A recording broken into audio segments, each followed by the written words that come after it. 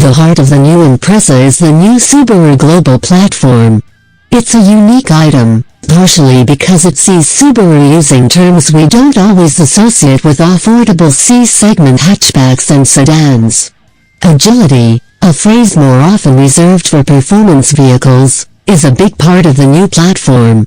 The basic suspension layout hasn't changed dramatically, with struts in front and a double wishbone setup in back, but Subaru is claiming a 50% reduction in body roll. The new platform, meanwhile, promises a 70% increase in body rigidity compared to the current car. In short, this should be a much more tossable Impreza. And a more tossable WRX. We like it. It will also be a more powerful car, too, although only just. The new 2.0-liter flat-4 engine has been blessed with direct injection, boosting power up from 148 to 152 ponies. Like we said, only just.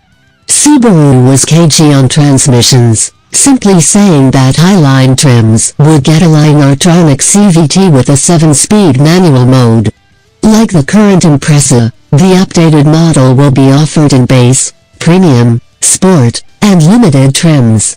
We're taking particular note of the Sport, which gets 18-inch wheels, a unique suspension tune, and active torque vectoring. It should make for an entertaining package, although customers aching for something more comfortable should look to the nicely equipped Limited.